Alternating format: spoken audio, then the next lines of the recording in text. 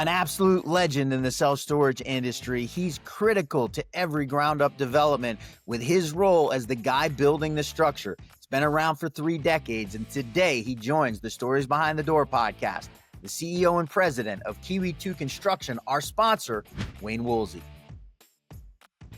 Welcome to a very special episode of the Stories Behind the Door podcast. You can see Wayne Woolsey on the other side of the screen right now. I always start the show off by giving a little shout out to my good friends at Kiwi 2 Construction, sponsors of the Stories Behind the Door podcast. It's not every episode that I actually have the president and CEO of Kiwi 2 Construction joining me for the podcast. So Wayne, first and foremost, I'd be remiss if I didn't thank you for being a supporter of the show. It means the world to me what you've done as a sponsor and allowing me to really have these conversations in the storage industry. So thanks for that. Always start the podcast the same way. It's been a couple of years, maybe almost 2 full years since you were first on the podcast with me. It existed under a different name at the time, but I'm going to start like I always do because it's been a while since we've spoken.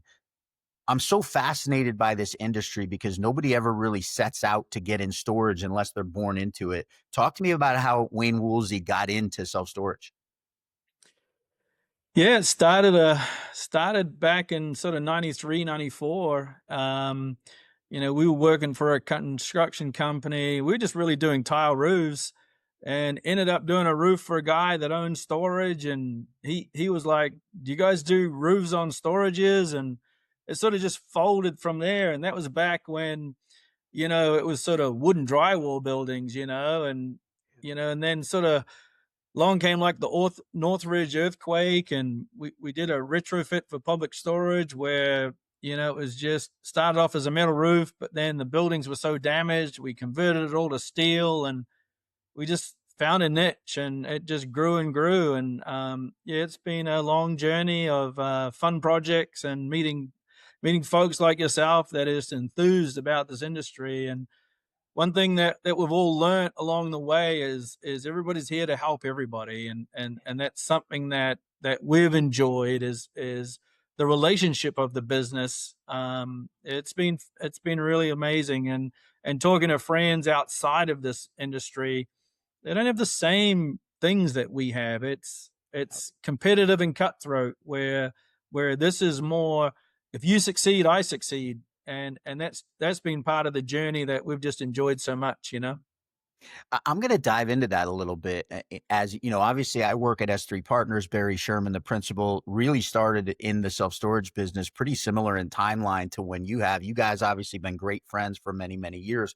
Just one example, though, of the types of relationships that you have. And that Barry's certainly not the only person that you have that kind of a relationship with. Talk to me a little bit about the philosophy in building Kiwi 2 Construction and how relationships have played a role in getting your business to where it is today. It's been number one, both internally, externally, right? If you look at internally, we've got probably 55% of the people in our office have been with us for 10 plus years. I think there's 10 or 11 people that have been with us for 20 years. So culture has been hugely important. Who wants to go to work? Well, let's make it a place, at least when you show up, you're enjoying it to some extent, right? So, but externally, like you mentioned, Barry, there's just so many that to list that are friends that I make a point to, hey, let's get to dinner, and we'll be almost through dinner, and did we even talk about work? Give me the last 2 minutes before we leave. The taxi's coming. What's coming up? And it's just, I enjoy the fun part of that is, and not just in general contractors, developers, but in the vendor network. I've got some really best friends and that are, network friends, some in the competitor level that I'll go and talk to and hang out with because they're just good people and good people should get together. It's fascinating to me. Obviously, you spent, 30 plus years in the self-storage space. I got in it in 2021 and have been in numerous other industries before. So your point about how different this industry is, I've lived it. It's completely different than anything I've ever been involved in. And I owned a martial arts school where I trained with the guys every day. Like we were beating the crap out of each other, and Yeah, you build a yeah, certain bond in that sense, but yeah. still not the same as what I see in storage. Two questions. The first piece of this is going to be, what do you think why did that happen in this space? Like, where did that come from? I think because it started as a small group, you know what I mean? And it just slowly built, and it didn't build quickly. So I think the success of it as they were testing the market and learning about it, I believe that group, and I've talked to some of the older gentlemen that and ladies that were started this business in the mid 70s, and Yeah, back then it was storage. What is storage? Let's buy land, and in 10 years this land's going to be way more valuable than the steel shed, and then it gained and gained, and we've watched specifically, in New Zealand, as storage started and just got market share, and people were like, I've got 3 acres, why do I need storage? Well, now they're using storage. It's just, yeah.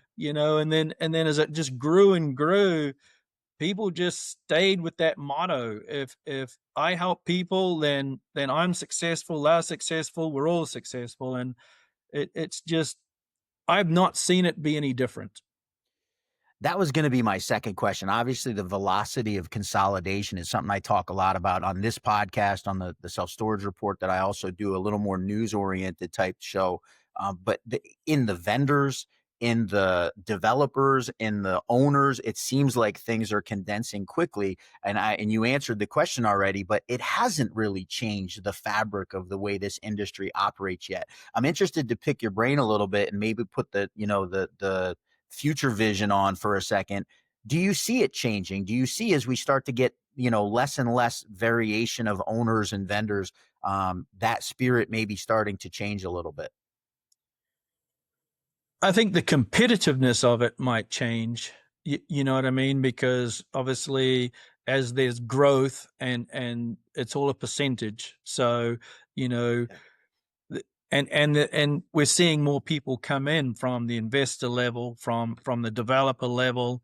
There's general contractors coming into the space that may have only played in the industrial world. Yeah. So yeah, I think eventually you're going to get a different culture because of who's coming into it. If you go back 5-10 years, I could look around and go, all right, there's 10 general contractors walking around this trade show floor. I work for all of them. Yeah. Now there's a blend, and generationally, I look at it and go, well, like the young leaders group that the SSA developed, Yeah. you know, some of my people go to that, and I look down the attendee list afterwards, and I don't know anybody on that list. Right? So By the you way, go, that's the reason that Barry brought me in, because I know all those people. I don't know the guys you guys know from the 1990s. I know all of the yeah, young leaders. Don't ask me how with a gray beard that I know all the young leaders, but that's my yeah. crew. Anyway, sorry to interrupt. No, but that's growth, right? And that's the generation that we're all in now, right? Yeah. You look in the mirror and you go, I'm a little bit grayer than I was yesterday, and it's time for the younger people to create their relationships and get their contacts and have my Barry Shermans, and that excites me that we're building a sustainable business where you've got young people coming through, and they want to learn, and they want to get out there and meet people, and they want those relationships, and it's important that they have those relationships both personally and for the business. So yeah, will it change? Probably, but maybe some of that is for the good. And I think, yeah, I just think it's just part of growth, right? Yeah. Listen, I'm grateful for the time I've spent in it. I'll say this to you too. I had Mike Burnham on the podcast too. You spoke about the 1970s. Mike's maybe the guy who's been around this industry the longest that I've had a chance to Absolutely. connect with on the podcast. And I'll thank you too, because you folks that have been in this industry for so long set the precedent. And I go to work at you mentioned it. I wake up every morning and even before I work with Barry Sherman, which has been an even more fulfilling experience, but this industry has just been so much fun to work in. So you guys that have been in it for a long time, you're due some credit for helping to create that, for not letting it just be about business, but letting it be about how you treat other people, right? I'm in the Bible every day, and that rule of treating other people the way you want to be treated, it Mhm. resonates in this industry, which is really, really special. I'm going to transition now into a door that you kind of open with some of the ways you answered, which is family and relationships. And you're now at this point in Kiwi 2 construction where you've been able to have this business help you raise a family, but now have that family helping you raise this business. So talk to me a little bit about your family and the involvement with Kiwi 2. Yeah, so as a group, we've got, I my daughter worked with us originally. She's now moved on and had a couple of children and got married. But my son works with us. My son-in-law works with us. My business partner Brian, his daughter works with us, and her husband is part of the team. And then Pete, our other partner, there's three of us that own the business.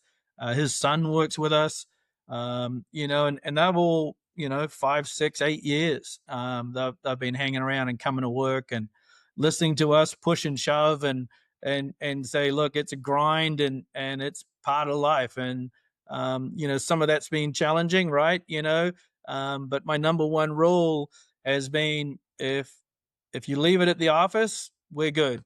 If you bring it home, we don't work together anymore because being at home is more important to me than being at the office with you. So that's always been the number one rule. I love that, and that idea of, being able to work with your family and have that. How much is that kind of internal culture expressed in the way that you deal with your clients? Yeah, a lot because you want them to feel that they're important, right? We don't want client number 23. We don't want client number 100. I want to talk to Randy. I want to talk to Barry. I want to talk to Mark, and those folks that we've done business with, and as they grow their businesses and bring people in, you want to create those relationships. And so many phone calls that, like you call up and, hey, what's happening in your world? What's going on? And by the way, let's talk about these couple of proposals we've got going on. It's never a straight, hey, I just bid this job to you. Tell me what's going on. Hey, by the way, I got to go. I got another call in 5 minutes. And it's just Yeah. never really been my speed. It's I know it may be silly, but you think about it, you're like, I want to cook the meal. I don't want to microwave it, and that's always been a silly little analogy, right? I that just resonated with me so strongly, right? We live in this society where everything moves so fast. Our Yeah, attention span has gotten so short, but how yeah, much power is there when you get a text message from a business associate that just says, "Hey, man, just checking in to make sure you're doing well," right? yeah, It's so powerful, and in the grand scheme of things, when you look at it, it doesn't take a ton of time to cook the meal instead of yeah, microwaving the meal, right? It yeah, adds a little bit of yeah, time, no doubt yeah, about it, but it doesn't add yeah. a ton of time. So I'm gonna remember that little, I'd rather cook the meal than microwave the meal. I'll remember that forever. That's a great one. There you go. Yeah. Well, it's a very simple business, right? It's not complicated.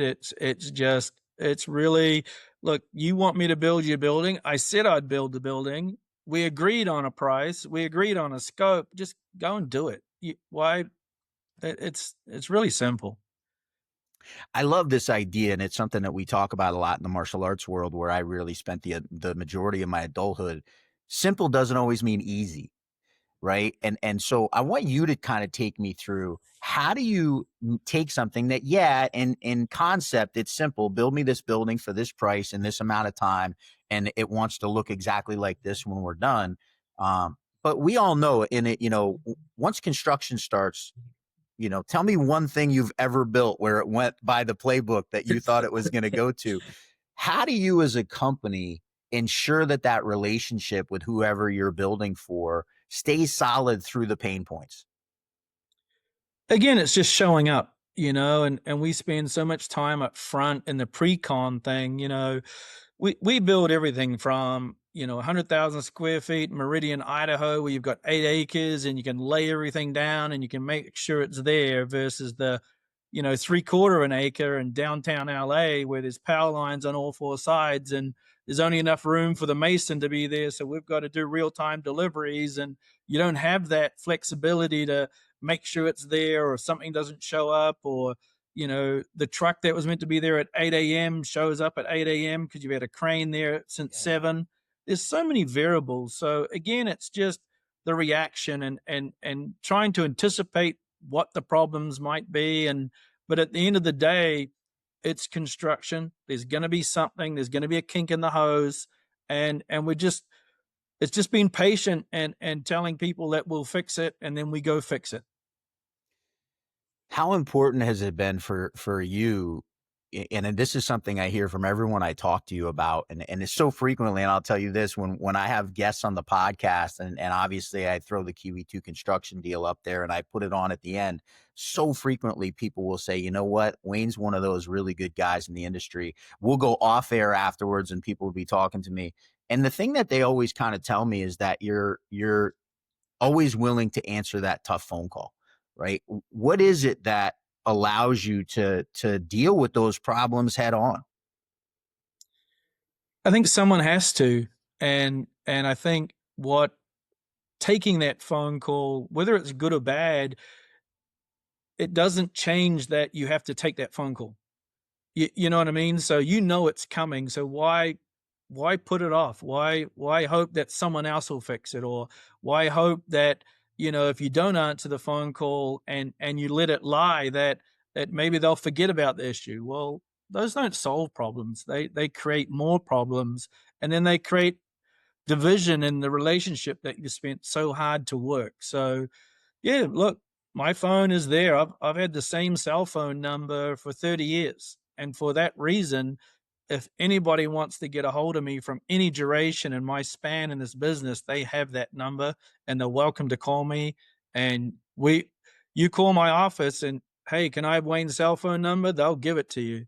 It's not a, hey, let me have Wayne call you philosophy. That's not who we are, and that's not the business we create. How critical has that been in your ability to just do repeat business with people? Huge repeat business. If you can't save repeat business, why do you think you can get new business? Right? So it's a very important, the old philosophy, right? One good person tells one person, one bad person tells 10 or 12. So you know what I mean? So that's free marketing. It doesn't matter what you put out there in the world. If people are reading it and talking and telling others not to use you, you can't fix that. So it's been huge for us, and brand has been something, and our logo that we have, it's simple, but it's effective. It tells you the name and what we do, and what else. It doesn't need to be any more than that, and we're simple folks from a country town, and we're just out here building storage. I love that. Let's dig in a little bit. I want to pivot a little bit into steel, because it's such a critical component of the cost of a major project, right? Right. It's as big of a line item as anything you're going to have, unless your Yeah. site work Yeah. gets really completely out of control, which hopefully doesn't happen, but sometimes happens when you start breaking ground. Would love to pick your brain. Obviously, I got into this industry in 2021, so I went on a fun ride with steel there for a little bit during the COVID era.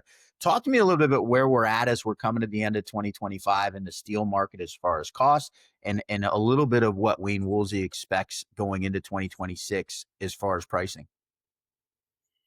Yeah, look, I think if we go back and we look at a 10-year span, if you take out the COVID and you take out some of these other spikes, steel has always played in that $1,200 a ton number, and I think today we sit around $900 a ton. That's a good number for us. That's a good number for our industry. We like consistency. What we don't like is spikes in any product, and it's hard to adapt to spikes, so if it's 900, 950, 1,000, if we've got some runway where it's consistent it gives us the ability to go confidently out there to the market and help developers or owners pencil product.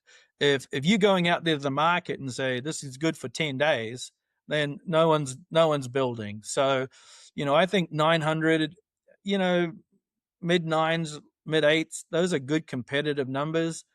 I think traditionally, the mills, they like to come out in February and say, hey, 3-5%, but I don't think those things will stick in 26. I think from a supply chain standpoint, some of the meetings we've been having in the last 2 months with just the network of steel people, they're producing a lot of steel, but the other industries that consume steel are not consuming it. You think about, you can drive by auto dealerships and they're not selling cars. You can look at some of the things that, like the appliance world, that's a big consumer of steel. That's not, they're not turning, right? Why is that? People aren't moving home, so they don't need these new appliances. So, some of these things that consume steel are slowing down, where us in the construction world, we're seeing some green sheets, right? We're seeing that there's going to be movement in 26, and I'm excited about 26. I think that, we're going to hit the ground running, and I don't think there's going to be big movement in pricing. And I think that's going to, if these interest rates drop again, I think there's going to be some demand out there for building. I think, everyone talks about saturation, but I think that's very regionalized. I think there's certain areas that, there's been some building, but I think that the owners that we talk to, they're starting to see the occupancy come in, and they're going to do something. The developers, they need to do something. Otherwise, we have to develop. I can speak to that. yes, I can speak to that from the S3 partner side of it, yeah, right? It's kind of hard not to be building stuff if you make your living as a developer. yeah. I was Well, going to go and ask you that as a follow-up. Like, you're on the forefront because you're seeing projects right from the beginning. People obviously, as they're putting together a pro forma on a project, steel's such a critical number. They're coming to you before they've even made an offer on a site a lot of times. How are you feeling about, we obviously, depending on what data source you use, 2025 was a much slower year in terms of ground up storage construction than 2023, which was the record, and 2024, which was close behind. You're feeling like there's going to be a pickup from what I'm hearing going into 2026. We're going to start to see more construction velocity again. yeah, look, our bid deck is strong. I like to live in the napkin world, where, like you mentioned, someone will send me just a site plan and say, look, give me an idea of cost and construction time, and so much of that critical path is the design world.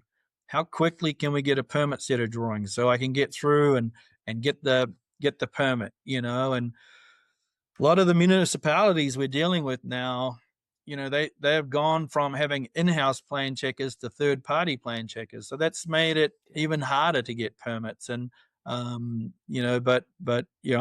excited about 26. I think there's going to be some changes that people will be excited about in the development world of projects coming. Love that. It's, obviously from our standpoint as ground up developers and owners reps, project management specialists, it's, never hurts to hear that there's some more potential coming in the market. I'm going to switch gears a little bit. Obviously, I kind of joined S3 Partners because of my infatuation with the small bay flex space. That was something that Barry was interested in getting involved in, and I've spent a lot of time diving in. I'm interested from your perspective as a steel guy, how much you've been hearing about that and how much projects have been coming in front of you on that in a sort of a storage adjacent category of this small bay industrial flex. Yeah, I just had a conversation this morning with a general contractor that is interested in small bay, and we're starting to see some spring ups of a little trade associations or little meetups or things of that nature. It's certainly gaining some speed. We've probably got 10 man cave type flex projects on board now, where they're all hybrid designs, right? Some are a single story building on steroids. Some are fully pre-eng buildings with mainframes and open spans that you can do whatever you want with. And then, we're seeing traction in a hybrid design where it's more cost efficient, but it gives flexibility to the design. And look, the exteriors are city driven, so some look amazing and some look like, yeah, it's a steel building, and they're going to rent them really quickly because of the area, and there's just a need for it. So yeah, we play in storage, but we play in other markets to be diverse for sure. You open this idea about, obviously cities sometimes will make you do really nice glazing and really nice masonry and make everything look real pretty. And they want brick in some places. They want it to look like all the other buildings in town.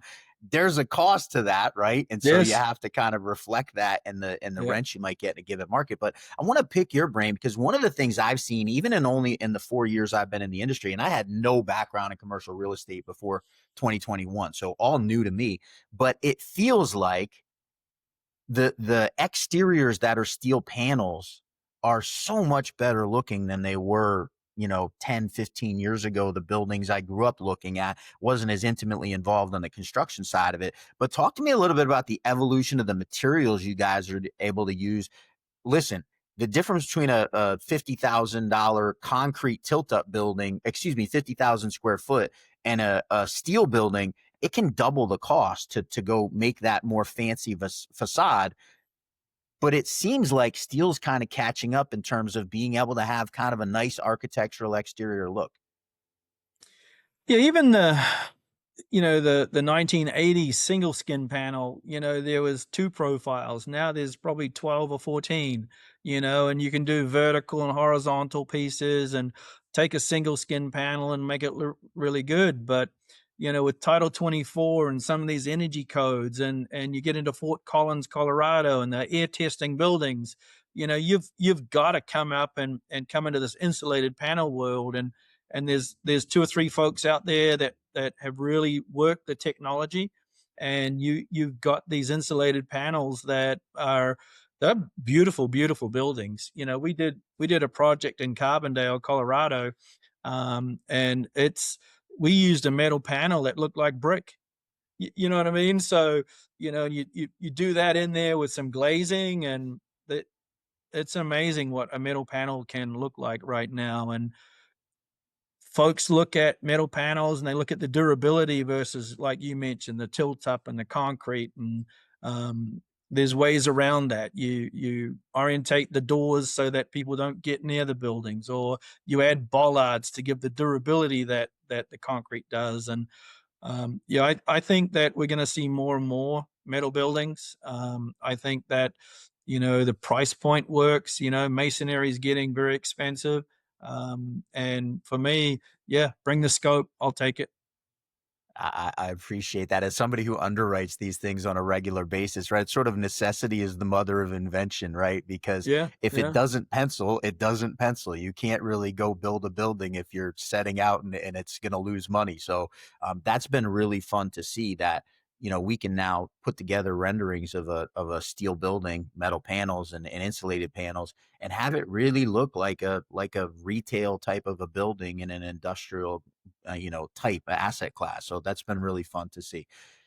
We're coming up to this half hour that I love to honor with folks. I want to just say, and I'm going to bring this up. You family, you've talked about so much, and you were away for a little bit this summer, and I'm going to bring that up. You went back to your native New Zealand and spent time as your mother. And for folks who don't know, Wayne's mother passed away this summer. You were able to spend a bunch of time with her, and I just wanted to share my condolences with you publicly. I've known I've talked to you about it offline, but man, what it said about you as a human being that you literally packed up and you went back to New Zealand to spend those last couple months of your mom's life and be able to take that. I had tremendous respect for you as a human being before that. Just said a ton about who Wayne Woolsey is. And just so I wanted to take a second as we come to the end of our half hour to publicly share my condolences. And again, I'm so grateful. And you mentioned this, I want to cook the dinner. I don't want to microwave the dinner. You've been my sponsor on this podcast. And the reason that and you're literally the only person I ever approached to be the sponsor on the podcast. Very grateful that worked out. But that's why. We can go to dinner and not talk about any of the metrics we're trying to achieve with you as a sponsor of the podcast and enjoy the dinner. and talk about things that have nothing to do with steel and nothing to do construction. So just wanted to share how grateful I am for you and how you've treated me in this industry, and to be my partner on this show. I'm just really, really grateful.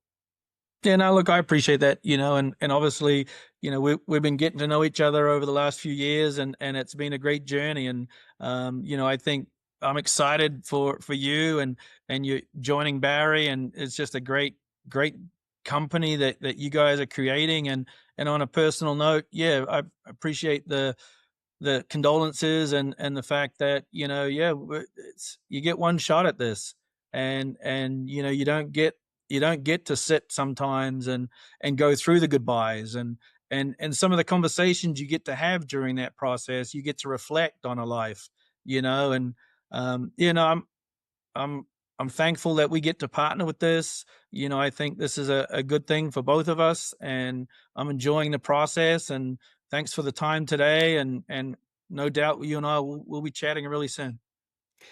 Wayne, appreciate you so much. Excited to go on this journey. My guy behind the scenes, Eric, he's always on point. He's got Wayne's email there. Wayne's easy to get a hold of. He's not a hard guy to find. If Yep. you're doing a project, if you're looking at a project, you need to get in contact with him, Wayne at kiwiconstruction.com. Reach out to me if you don't have a cell phone number. I'll give it to you gladly as well. Really just appreciate you taking the time, giving us insight into what's going on in the steel industry, in the steel business and pricing. More importantly, always fun to hear your story and have you share that with us. That is it for today's edition of the Stories Behind the Door podcast. He's Wayne Woolsey, Kiwi 2 Construction. I'm Thaddeus Campbell. We will see you next week. Take it easy, mate.